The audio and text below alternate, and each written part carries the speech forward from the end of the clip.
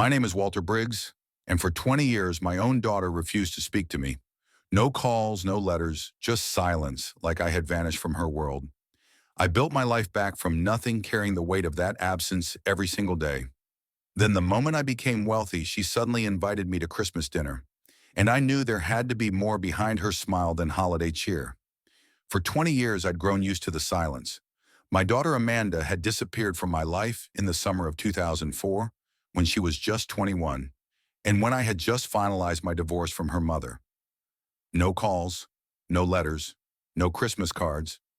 Somewhere along the way, I realized I had been erased from her definition of family. Then on the morning of December 10th, a red envelope appeared on my doorstep. No return address. Just my name written in looping, careful handwriting I hadn't seen in decades. Inside was a card printed with gold lettering. "Dad, we'd love for you to join us for Christmas dinner at our home. We really hope you can make it." Beneath it was Amanda's signature. My pulse stumbled for a moment. There was no mistaking that handwriting. I stood on the porch, the cold Denver air biting through my sweater, staring at those words. My first instinct was suspicion. People don't just vanish for 2 decades and suddenly remember you exist unless something has changed, something they need.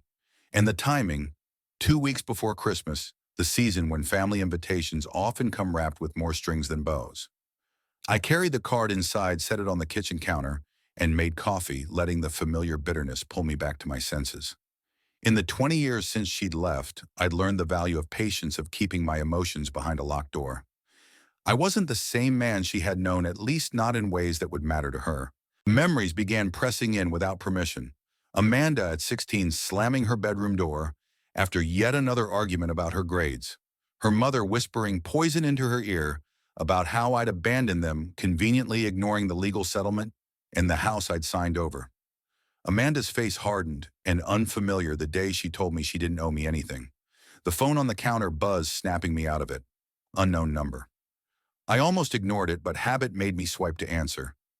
"Dad, it's me, Amanda." Her voice was lighter than I remembered, as if nothing had happened. "I hope you got my invitation. It would mean a lot if you came." Mean a lot to her, I thought. But what about to me? I kept my tone even. "I got it." She hesitated, then added quickly, "It'll be just family. Greg, my husband, will be there, of course. And we'd like you to meet our kids. They've heard a lot about you." That last line was bait, and she knew it. I could feel the weight of the pause that followed the unspoken, "This is your chance to be part of something again." I gave her nothing but a polite, "I'll think about it." We hung up after a few awkward pleasantries, and I sat at the table, staring at the steam rising from my coffee. On the surface, it could have been a simple olive branch. But 20 years of absence isn't healed by a card and a call. No, this was about something else, something she hadn't said yet. And if there was one thing I'd learned, it was this: people reveal the truth when they think you've already taken the bait. That was why, despite every instinct screaming caution, I decided I would go to that Christmas dinner. Not to reconnect, but to listen, to watch, to find out exactly what game Amanda and her husband were playing. What I didn't know yet was that walking through their front door on Christmas Eve would be like stepping onto a chessboard where I was already in check. Christmas Eve arrived with a sky the color of wet slate. I pulled my coat tighter and stepped out into the cold, the crunch of frost under my shoes matching the measured rhythm of my thoughts. This wasn't a reunion, it was reconnaissance. Amanda's neighborhood was an upscale pocket of Denver I hadn't visited in years.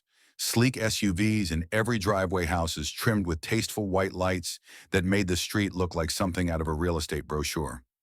Hers was the biggest on the block, a 2-story colonial with a freshly shoveled walkway and a wreath that probably cost more than my first car. I'd done my homework after her call. Greg was in commercial real estate, which meant good money or good debt. I suspected the latter. She opened the door before I even reached the porch. "Dad," she said, smiling too wide, her arms outstretched. I let her hug me, but my body stayed rigid. She smelled faintly of expensive perfume, the kind that tries to whisper I'm doing well for myself. Inside the house was warm, almost stifling. The living room looked like a magazine spread, polished hardwood floors, a fireplace framed by stockings embroidered with names I didn't recognize. 2 kids darted past, both with Amanda's light hair and Greg's sharp jawline. They barely looked at me before vanishing into another room. Greg emerged from the kitchen wearing a Christmas sweater that probably cost more than my suit. "Richard," he said, extending a hand that was firm but calculated. "Glad you could make it." I shook his hand, meeting his eyes long enough to see the flicker of appraisal there. Men like Greg were easy to read. Every interaction was a silent ledger, noting who owed what. Dinner was pleasant enough on the surface. Roast turkey, cranberry sauce, the works. Conversation stayed light, full of stories about the kids' school achievements and Greg's business trips. But underneath, I could feel the undercurrent. Amanda glancing at Greg before speaking. Greg steering the topic toward my retirement plans and how nice it must be to finally relax after all those years of work. They were fishing. I kept my answers vague. "I stay busy," I said, cutting into my turkey. "These days I pick my projects carefully." Amanda leaned in. "It's funny you say that. Greg and I were just talking about how we could all work together on something. As a family." I raised an eyebrow. "Work together," Greg jumped in smoothly. "Yeah, see, there's this investment opportunity, prime development land just outside the city. We've got most of the capital lined up, but with your experience and resources, it could be a game changer." And there it was, the real invitation. Amanda added quickly, "It's not just about money, Dad. We'd love to have you more involved. This could be our way of making up for lost time." I sipped my wine, letting the silence stretch until it became uncomfortable. They shifted in their seats, mistaking my pause for hesitation. In reality, I was cataloging every detail, the way Greg's smile didn't reach his eyes, the faint tension in Amanda's voice, the carefully rehearsed pitch. "I'll think about it," I said finally, my tone identical to the one I'd used on the phone. It was a phrase that bought me time and made them wonder. After dessert, I stepped outside for air. Through the window, I could see them talking in low voices, glancing toward the door. Amanda's expression was tight, Greg's jaw set. They weren't just hoping I'd say yes, they needed me to. I realized then that this Christmas dinner wasn't the start of a reconciliation. It was a deadline. And whatever they were desperate for, it was coming due soon. What they didn't know was that I'd already decided on my answer. But before I gave it, I intended to find out exactly how deep their hole was, and whether they'd tried to bury anyone else in it. I didn't sleep much that night, not because of the turkey or the wine, but because I couldn't shake the look Greg gave Amanda when he thought I wasn't watching. It wasn't a look between partners, it was a warning. By morning, I had a plan. The first rule of finding out what someone wants from you: never ask directly. Let them think you're still undecided. It keeps them talking, keeps them careless. So I sent Amanda a polite text. "Thanks for last night. Let's keep talking after the holidays." She replied with a string of heart emojis, and absolutely. That confirmed it. They were still in the hook-setting phase. While they waited for me to bite, I started digging. I have friends in quiet places. When you've spent decades in business, you don't lose the habit of staying connected to the people who matter. Accountants who can smell a bad balance sheet, lawyers who know how to read between the lines of a contract, and old colleagues who now make their living gathering the kind of information you can't find online. 2 phone calls and a discreet lunch later, I had the first thread: Greg's company was over-leveraged. On paper, they looked flush, shiny new developments, glossy brochures. But underneath the numbers bled red. Rising interest rates had crushed their margins, and 2 major deals had fallen through in the last 6 months. That prime development land they'd pitched me on, my contact laughed. "It's swamp, Richard, literally. You'd need millions just to make it usable, and even then, good luck selling."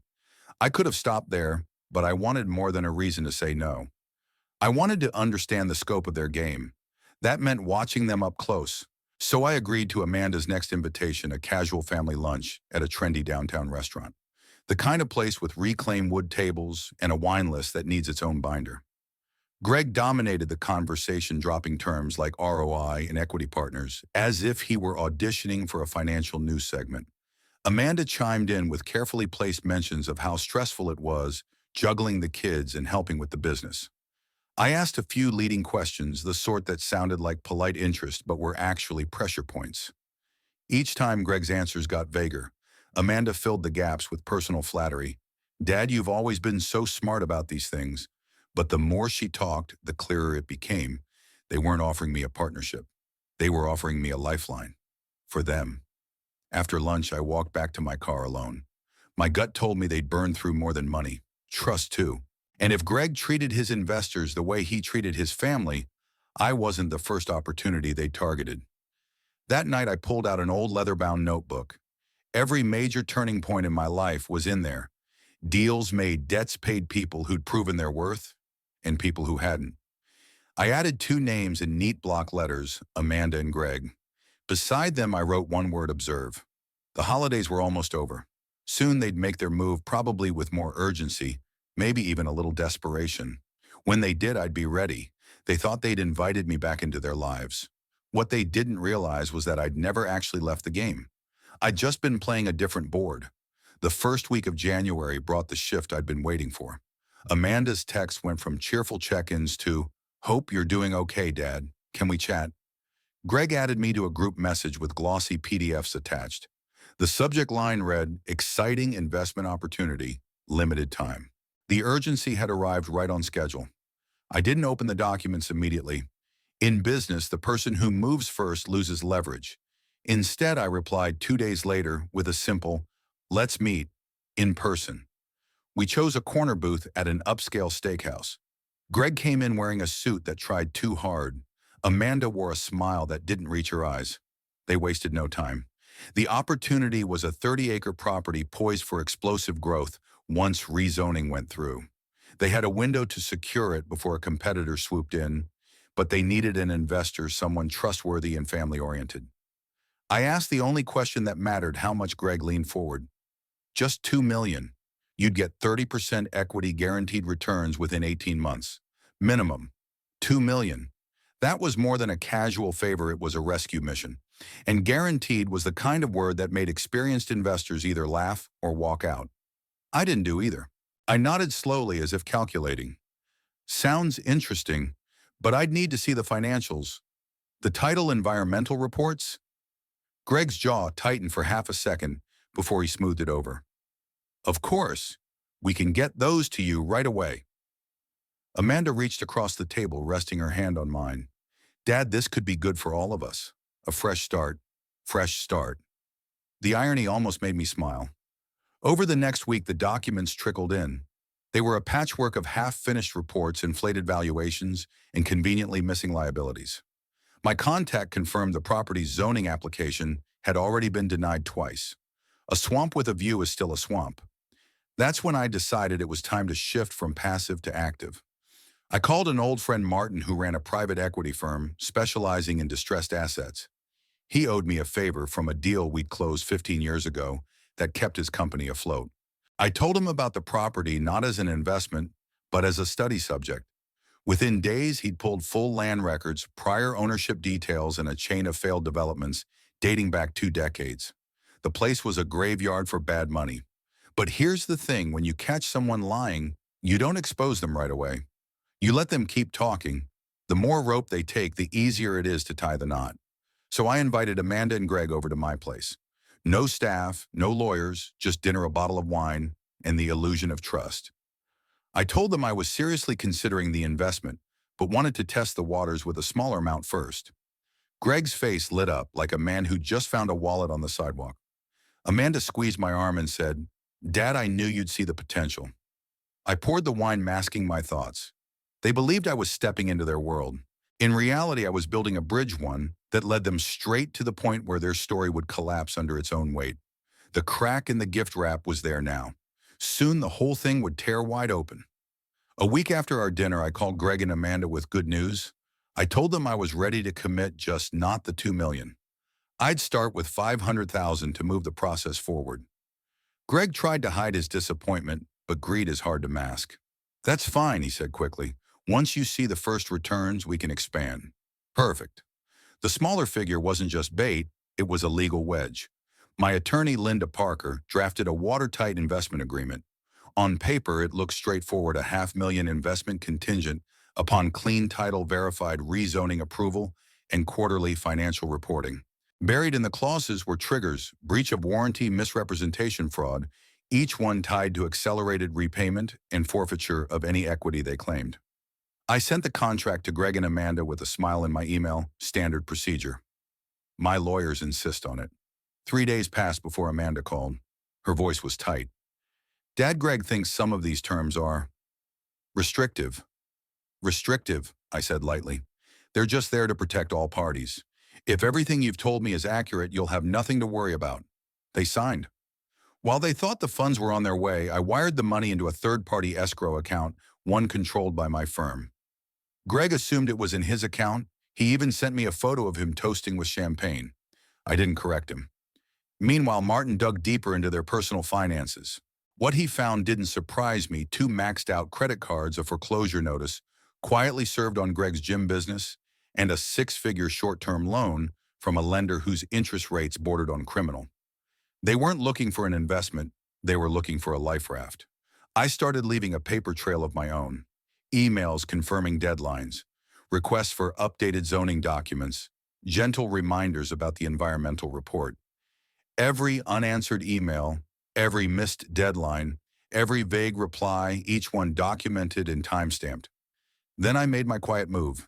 Using a holding company I controlled, I placed a bid on the property low enough to be dismissed by the seller, but high enough to be recorded in public filings. That way, when this went to court, and I knew the record would show that I'd acted in the property's interest more than they had. By late February, Greg began dodging my calls. Amanda texted apologies, claiming delays with the county. I sent polite professional replies. Understood. Please forward all official correspondence for my records. The silence grew heavier. Linda called me one afternoon, her voice carrying that sharp edge lawyers get when they smell blood. Richard, they've already tried to transfer partial ownership of the property to another shell company, one that doesn't exist on state records. They're rushing the play, I said. Good. That means they're desperate. We waited another week. Then with every breach documented, every false statement preserved, Linda filed suit fraud, breach of contract, attempted conversion of funds. The escrow remained locked. Greg and Amanda were frozen out of the only money they thought they had. The beauty of it was simple. I hadn't accused them publicly, hadn't humiliated them at Christmas dinner. I'd let them walk themselves into the trap, smiling all the way. Now the clock was ticking. Court dates, depositions, discovery each step, another tightening of the noose. I didn't want revenge. I wanted something cleaner. I wanted them to understand exactly how it felt to underestimate me. The courthouse was quieter than I expected that morning. Winter light spilled through the high windows, casting long bars across the floor. Amanda sat at the plaintiff's table beside Greg, both of them dressed in suits that looked like they'd been worn one time too many. They didn't meet my eyes. Linda leaned over to me. They've got no admissible evidence. The zoning documents are fabricated, and their shell company has no legal existence. If the judge follows precedent, we'll win on summary judgment. When the case was called, the judge, a silver-haired man, with the weary look of someone who'd seen every trick flipped through the file. Ms. Parker, your motion. Linda stood.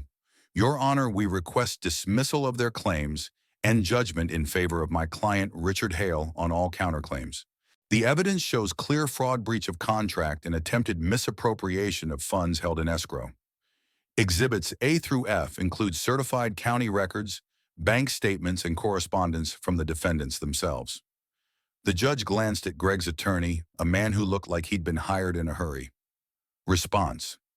He shuffled papers, mumbled about misunderstandings and family matters, then tried to paint the case as a private dispute. Linda's voice was calm, almost surgical. Family ties do not excuse fraud, Your Honor. 30 minutes later, the gavel came down. Case dismissed. Judgment for the defendant. Costs awarded. Greg's face collapsed in real time. Amanda blinked rapidly, as if waiting for someone to say this was all a bad joke.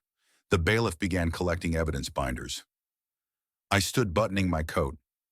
Amanda, I said quietly, you could have called me 20 years ago for something other than money. You didn't. That choice was yours. Her lips parted, but no words came. Outside, the air was sharp with December cold. Reporters weren't waiting. This wasn't the kind of case that made headlines, but the absence of cameras suited me fine. My victory didn't need an audience. The escrow funds returned to my control that afternoon. Linda had already filed liens on Greg's remaining assets to cover costs. Martin sent me a short text. They'll feel this for a long time. That evening, I went home, lit the fireplace, and poured a glass of the single malt I'd been saving. 20 years ago, I'd have given anything for Amanda's approval. Now I didn't need it. Around 9, my phone buzzed with a message from her. I'm sorry. I should have been there. I just didn't know how. I stared at the screen for a long moment, then typed back, I know. I hope you find what you're looking for. No anger, no gloating, just a quiet end. Because in truth, this had never been about punishing her. It had been about reminding myself who I was and proving to both of us that I hadn't been the man she walked away from 20 years ago. I set the phone down, leaned back in my chair, and watched the fire burn low. Some victories don't roar. Some just close a door so you can finally walk away. I walked away from that courthouse lighter than I'd felt in decades, not because of the money, but because I finally closed the book on a chapter that had been open for far too long. Justice doesn't always come when you want it, but when it does, it strips away every lie and leaves the truth standing tall. In the end, I learned that walking away with your dignity is worth more than any inheritance or apology. And sometimes the real win isn't proving them wrong, it's proving to yourself you were right all along.